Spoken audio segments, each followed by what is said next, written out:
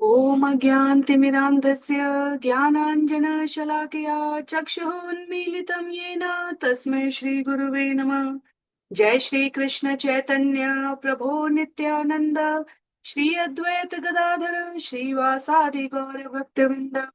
हरे कृष्ण कृष्ण कृष्ण हरे हरे राम राम राम हरे हरे। हरे कृष्ण कृष्ण कृष्ण हरे हरे राम राम राम हरे कृष्णा। सभी भक्तों को सादर प्रणाम। जय श्री राम। श्री वाल्मीकि रामायण सत्र 33 में सभी का स्वागत है। हम सभी यहाँ पर श्री वाल्मीकि जी द्वारा लिखित और अनेकानेक भक्तों श्रोताओं वाचकों के द्वारा कथित यह श्री वाल्मीकि रामायण बालकांड अध्याय 1 अध्याय संख्या 22 को आज के सत्र में हम सभी श्रवण करेंगे। विश्वामित्र संग श्री राम लक्ष्मण का प्रस्थान, करीब 20 से अधिक श्लोक हैं इस अध्याय में और बहुत ही संक्षिप्त पुनरावृत्ति के क्रम में जैसा विषय का निरूपण किया जाता है। पिछले अध्याय में हमने श्रवण किया था कि किस प्रकार महर्षि वशिष्ठ ने हस्तक्षेप किया और विश्वामित्र के क्रोध और क्रोध के शमन दोनों का उन्होंने महाराज दशरथ के संग निराकरण किया। तो विश्वामित्र का यह कहना कि मुझे आप नहीं चाहिए और यदि आपको मेरे सामर्थ्य में भरोसा नहीं है, विश्वास नहीं है, तो मैं यहां से बिना कुछ लिए चला जाता हूं। वशिष्ठ ने महाराज दशरथ को समझाया कि आप विश्वामित्र के तप पर किंचित प्रकार का भी संशय ना करें। यह विश्वामित्र है, यह अनेकानेक शुभ घटनाओं के प्रारूप का निमित्त बन रहे हैं जो स्वयं भगवान के द्वारा आयोजित है। भूत या भविष्य का ऐसा कुछ भी नहीं है जो इन मुनि को अज्ञात हो। ये सर्वज्ञ हैं, महाबुद्धिमान महात्मा हैं। इसलिए राम के गमन हेतु आपको किसी संशय को प्रश्रय नहीं देना चाहिए। तो जब ऐसा वशिष्ठ के द्वारा विश्वामित्र के संबंध में महाराज दशरथ के को आश्वासन दिया जाता है, तब संशय की कोई वहां पर उपस्थिति नहीं रह जाती है। महाराज दशरथ ने वशिष्ठ मुनि के इन वचनों को सुनकर प्रसन्न चित्तता के साथ मुदित होकर कुशिक आत्मज अर्थात विश्वामित्र, कुशिक के पुत्र विश्वामित्र को राघव के गमन की स्वीकृति दे दी है। इसलिए इस अध्याय का नाम है विश्वामित्र संग राम लक्ष्मण का गमन।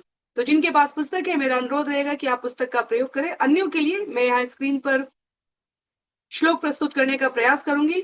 हम सभी एक एक श्लोक का वाचन, अनुवाद और जहां आवश्यकता है वहां तात्पर्य के साथ श्रवण और पठन करते हुए इस सत्र में आगे बढ़ेंगे। कहते हैं द्वाविंशः सर्ग, प्रथम श्लोक।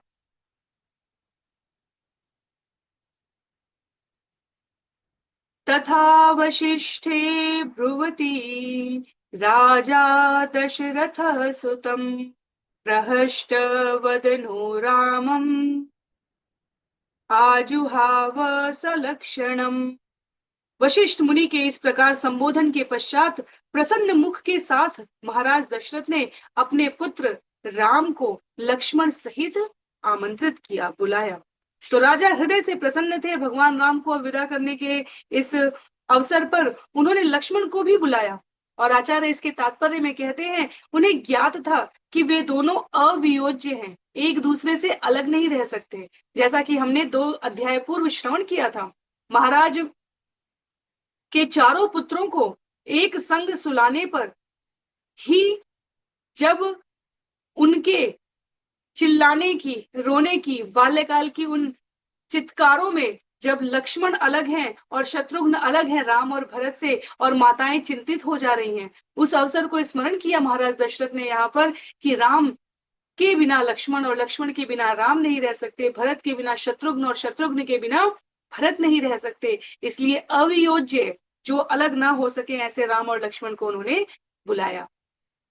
कृत्सत्वस्त्ययनम मात्रा, तो यहाँ पर विसर्ग है, कहते हैं कृत स्वस्ति अयनम, कृत्स्वस्त्ययनम मात्रा पित्रा दशरथेन च पुरोधशा वशिष्ठेन मंगले अभिमंत्रितम। श्री राम की माता कौशल्या एवं पिता दशरथ ने स्वस्ति आवाहन अनुष्ठान का आयोजन किया तथा पुरोहित वशिष्ठ ने, पुरोधशा वशिष्ठेन, पुरोहित वशिष्ठ ने मंगलमय वैदिक स्त्रोतों का पाठ किया, क्योंकि अब समय आ गया है राम और लक्ष्मण को भेजने का। कहते हैं सपुत्रम मूर्धन्युपाघ्राय राजा दशरथ प्रियम ददौ कुशिक पुत्राय सुप्रीतेनांतरात्मना। तत्पश्चात महाराज दशरथ ने अपने प्रिय पुत्र का शीश सूंघ कर अंतरात्मा की सुप्रसन्नता के साथ, सुप्रीतेनांतरात्मना, अंतःस्थल की प्रसन्नता के साथ उन्हें कुशिक पुत्र विश्वामित्र को सौंप दिया। श्लोक संख्या 4 में ततो भूयो वशिष्ठेन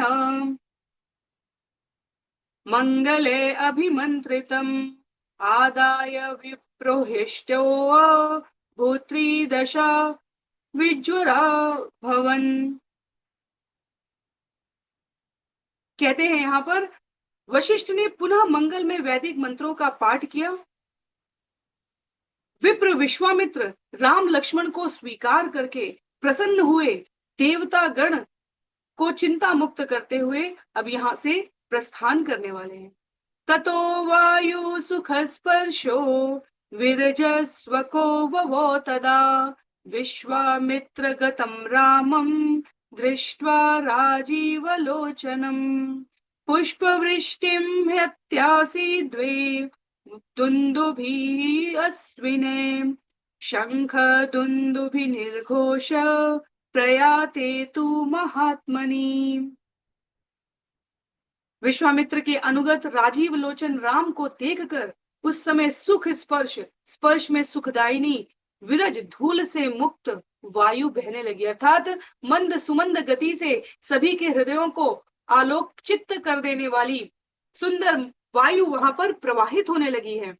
महात्मा के प्रस्थान के समय देव दुंदुभियों की गुंजायमान ध्वनि के साथ देवताओं ने पुष्प वृष्टि करनी आरंभ कर दी, शंख बजने लगे और दशरथ के दल की शंख ध्वनि के साथ साथ देवताओं के द्वारा प्रस्तुत किए जा रहे दुंदुभी, ढोल एवं नगाड़ों की थाप गूंजने लगी चहु और, क्योंकि भगवान के आगमन के लिए देवताओं ने पुत्र कामेष्टि अश्वमेध यज्ञ और उसके उपरांत पुत्र कामेष्टि यज्ञ में अपने हवि, अपने भाग को लेने आए ब्रह्मा जी के साथ उपासना करके रावण से मुक्ति प्राप्त करने के उपाय के लिए देवताओं ने भगवान राम के आगमन की विनम्रता पूर्वक प्रार्थना की थी। अब पहली यात्रा विश्वामित्र के साथ यहाँ से जब गमन की होती है तो एक एक करके राक्षसों का संहार होगा, इसलिए देवता प्रसन्न मुदित होकर इस पूरे आयोजन में अपने आप को शुभ लक्षणों के सभी संकेतों के साथ, जो भगवान के अवतरण के प्रयोजन के आरंभ की ये प्रक्रिया है, उसका स्वागत कर रहे हैं। तो निर्वहन करने के लिए भगवान ने देवताओं की प्रार्थना को स्वीकार कर अब यह जो उपक्रम आरंभ किया है सभी इससे अधिकाधिक प्रसन्न हो गए हैं। कहते हैं अगले श्लोक में विश्वामित्रो ययावग्रे ततो रामो महायशा काकपक्षधरो धन्वी तम च सौमित्रिरन्वगात्।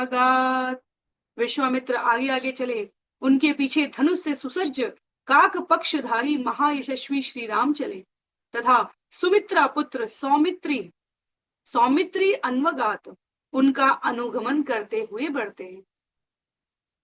कलापीनो धनुपाणी शोभयानो दिशो दश विश्वामित्रं महात्मानं ऋषिर्पाविवपन्नगो अनुजग्मतुरक्षुद्र पितामहमिवाश्विनो। आचार्य यहाँ पर अनुवाद करते हुए कहते हैं हाथ में धनुष तथा तुड़ीर तरकस लिए हुए 10 दिशाओं को शोभायमान कर रहे वे त्रिशिरा सर्प सदृश प्रतीत हो रहे थे। 3 सिरों वाले जो सर्प हैं, किंतु उनके रूप पराक्रम आदि वैभव में कोई अभाव न था। वे महात्मा विश्वामित्र का अनुगमन कर रहे थे जैसे अश्विनी कुमार पितामह ब्रह्मा का अनुगमन करते हैं। तो जो भौतिक जगत में सबसे ऊपरी स्तर की सर्वोपरि उपमा है वह देने का यहाँ प्रयास है, ताकि सामान्य जन उसको अनुभूत कर सके कि भगवान का सौंदर्य और पराक्रम दोनों एक साथ कैसा दैदीप्यमान हो रहा है। श्लोक संख्या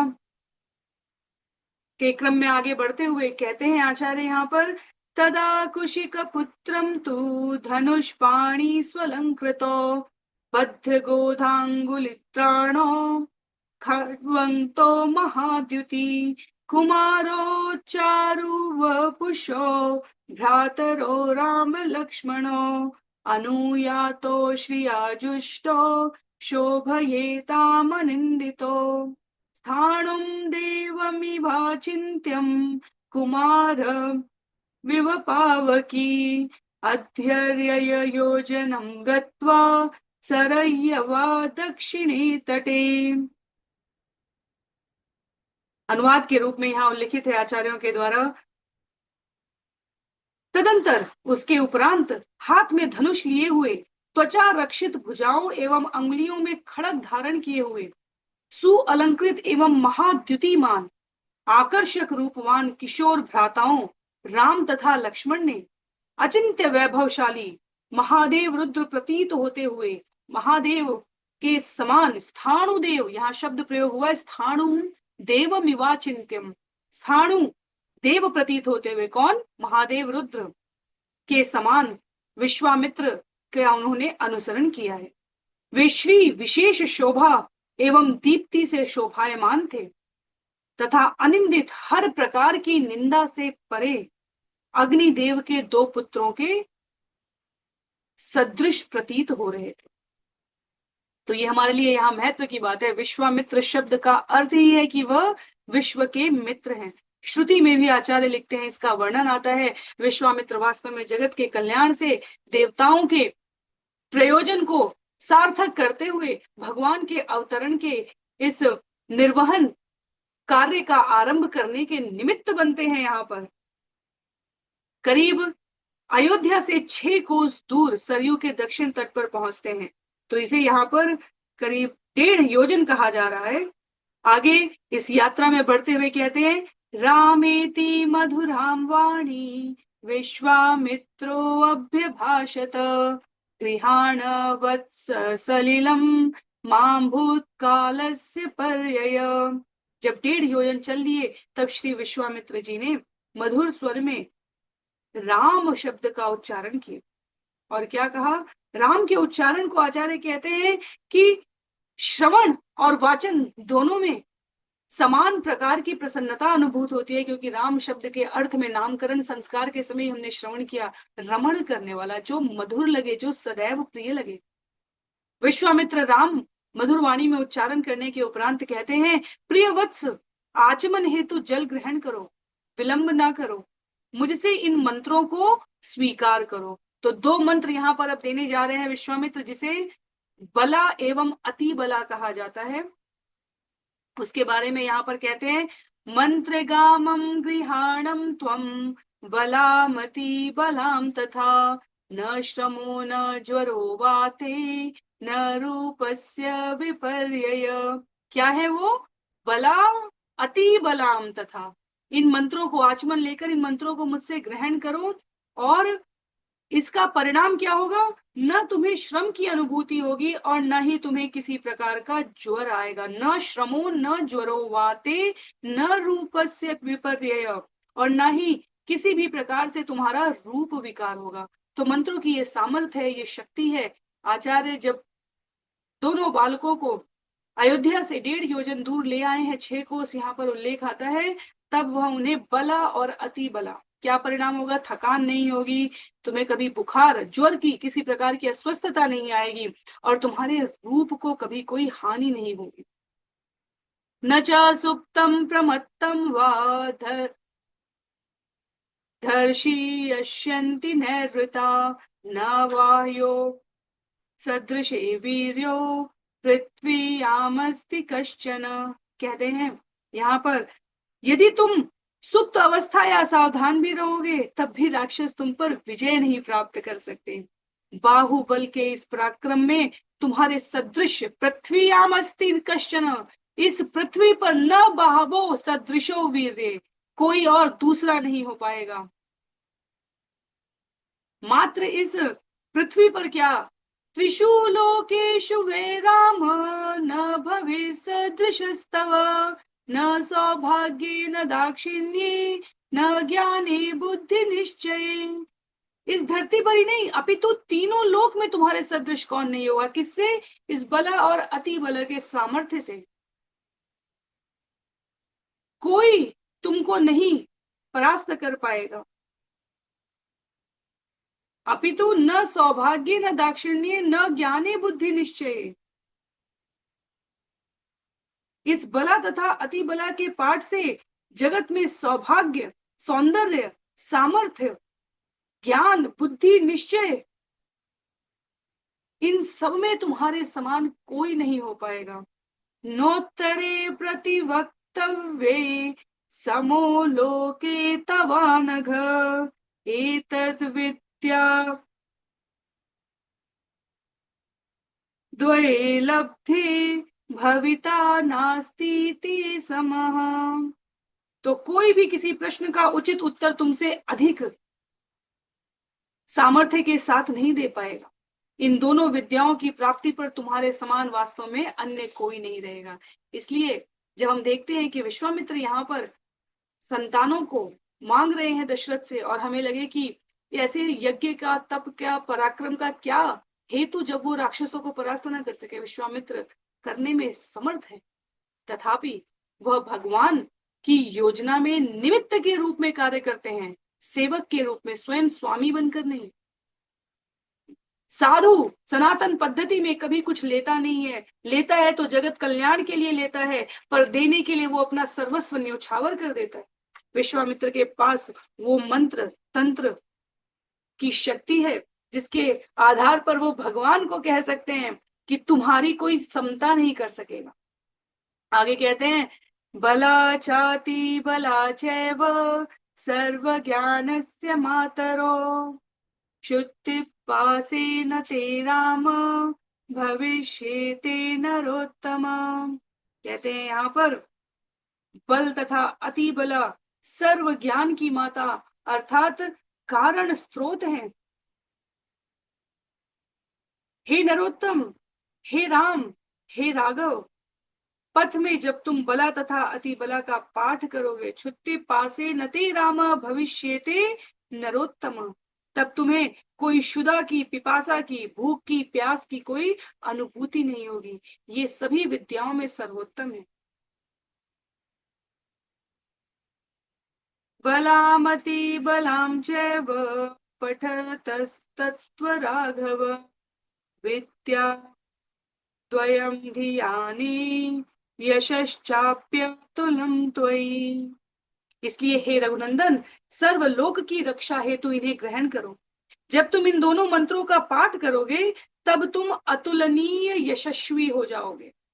तो इनका पाठ करोगे, इनको स्मरण करोगे, इनको जीवन में आधार बनाओगे, तब विश्वामित्र कहते हैं तुम इस जगत में सदा सदा के लिए यशस्वी हो जाओगे। भक्त भगवान की महिमा का वर्धन करते हैं, भगवान भक्त की महिमा का वर्धन करते हैं। पितामह सुते ये ते विद्ये तेज समन्विते प्रदातुम तब काकुत्स्थ सदृशमं हि धार्मिक। ये दोनों तेज समन्वित विद्याएं पिता ब्रह्मा द्वारा दी गई हैं। ये साक्षात उनकी पुत्री हैं। हे काकुत्स्थ, हे परम धार्मिक, एकमात्र तुम ही हो जो इसकी प्राप्ति के योग्य हो। इस जगत में जो कुछ भी सर्वोत्कृष्ट है वास्तव में वो भगवान के भोगने के लिए। भगवान अध्याय 5 श्लोक संख्या 29 अंतिम श्लोक में, अध्याय 5 के श्रीमद् भगवत गीता में कहते हैं, भोक्तामहम अहम, जो कुछ भी इस जगत में सर्वश्रेष्ठ भोगने योग्य है उसका स्रोत मैं हूं, कारण भी मैं हूं, कारक भी मैं हूं, कर्ता भी मैं हूं। हम मात्र निमित्त हो सकते हैं। इसलिए महती योजना परिणत करने के लिए भगवान के महत पार्षदों को आना पड़ता है। विश्वामित्र भगवान की महती योजना के महत पार्षद है और वह यहाँ पर इस योजना की परिणति के लिए माध्यम बन रहे हैं। यदि ब्रह्मा की पुत्रियों के रूप में ये मंत्र सुशोभित है तो यह किसके द्वारा धारण किए जाने चाहिए? मात्र एकमात्र भगवान के द्वारा।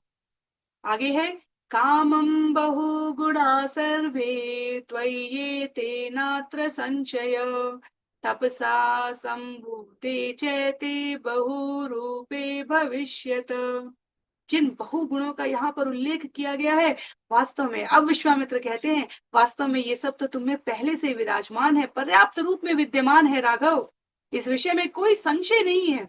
तथापि क्योंकि मुझे ये विद्याएं तब के माध्यम से प्राप्त हुई हैं, तो इस जगत में बहु रूपों में इन्हें वितरित किया जाएगा।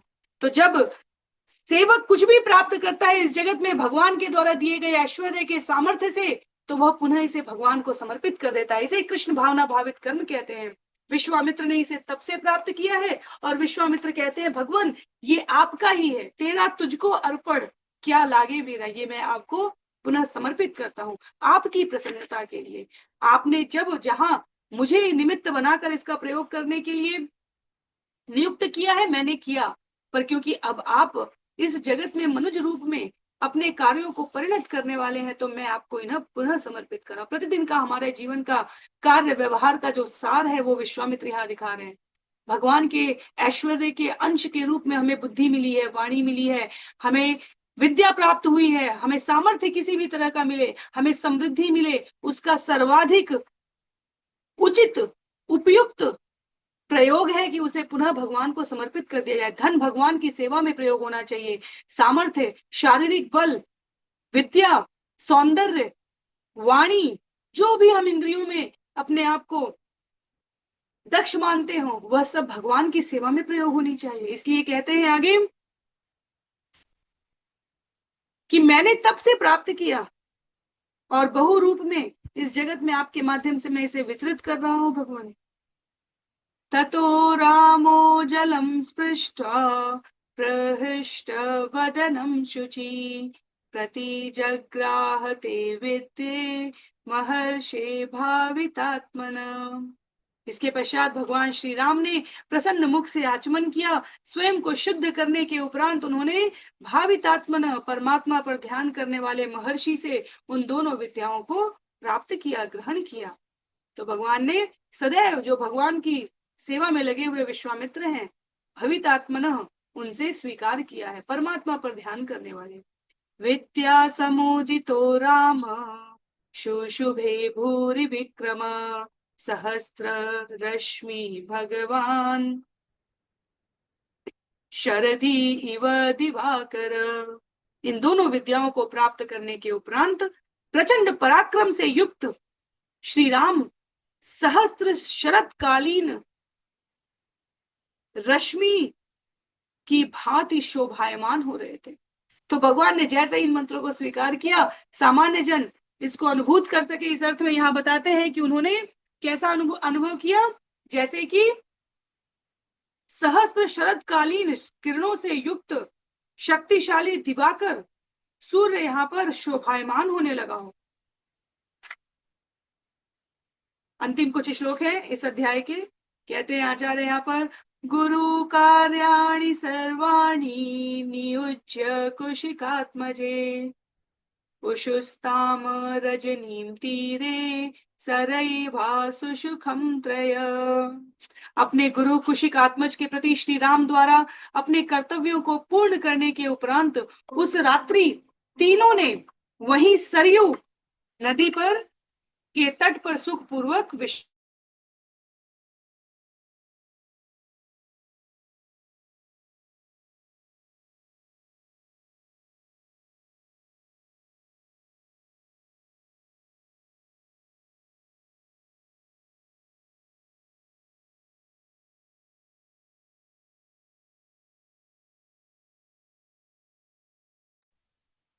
तो कहते हैं आचार्य यहाँ पर कि अपने गुरु के प्रति, क्षमा कीजिए, अपने गुरु के प्रति अपने कर्तव्यों को पूर्ण करने के उपरांत, अर्थात पूर्ण क्या, इसका अभिप्राय क्या है, जैसा कि हमने चित्र में यहाँ पर दर्शन किया था, मैं स्क्रीन शेयर करने का प्रयास करती हूँ, जहां पर आज के इस अध्याय की अवधारणा प्रस्तुत करता हुआ यह चित्र है। ये जो दूसरा चित्र हम देख रहे हैं यहाँ पर, एक और बल और अतिबल जैसे मंत्र विश्वामित्र उन्हें प्रदान कर रहे हैं, और दाईं तरफ के चित्र में क्या है, गुरु विश्वामित्र के चरण मर्दन के गुरु हैं। वह पहले गुरु विश्राम करेंगे, पाद संवाहन शब्द प्रयोग होता है कि पैरों की मालिश करने के उपरांत अपने कर्तव्यों का, यह उनका कर्तव्य है, इसका वहन करने के उपरांत तब राम और लक्ष्मण गुरु के संग वहां सरयू तट पर विश्राम कर रहे हैं। तो अंतिम श्लोक है यहाँ पर,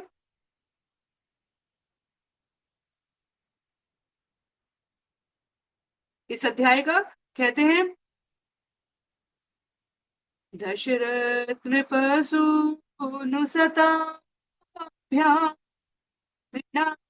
शयने चिते तदोषिताभ्यां कुशिकसुत चूलानिताभ्यां सुखम इव सा विभवो विभावरि च। यद्यपि दशरथ के दोनों पुत्र राजकुमार श्रेष्ठ राम लक्ष्मण ने अपने लिए अनुपयुक्त तृणशय्या पर शयन किया, तथापि कुशिक पुत्र के वचनों से विनोदित उनकी विभावरी रात्रि सुखमयी प्रतीत हुई। कहने का आशय यहाँ पर कि राजा के पुत्र होने के बावजूद उन्होंने अपने लिए सर्वथा अनुपयुक्त तृणशय्या, घास फूस की चटाई पर अपने आप को विश्राम दिया है, पर कुशिक आत्मज विश्वामित्र के सुंदर वचनों से सुखपूर्वक उनकी रात्रि व्यतीत हुई। तो भक्त का संग हो जीवन में, गुरु का मार्गदर्शन हो और शास्त्र का वचन हो, तो इस जगत के भौतिक कारण जो हमें कष्टमय प्रतीत होते हैं उनसे भी हम सुखपूर्वक अपने आप को निर्गमित कर सकते हैं, अर्थात हम उसमें बंधे हुए नहीं प्रतीत होते। वह जीवन सुखमय है जहां भगवत कृपा, भगवत चर्चा और भगवान की कृपा और चर्चा का अनुभव करते हुए समस्त कार्य उनकी सेवा में, उनकी प्रसन्नता के लिए प्रस्तुत और निवेदित किए जाएं। वर्तमान में विश्वामित्र और राम लक्ष्मण का यह चरित्र हमें इसी शिक्षा की ओर प्रशस्त करता है। एक दूसरे के लिए सभी प्रकार की मंगलमय कामना करते हुए भगवान की भक्ति में अग्रसर होने को प्रोत्साहित करते हुए आज के इस सत्र को यहीं पर समाप्त करेंगे। सभी को बहुत बहुत आभार। हरे कृष्णा, जय श्री राम।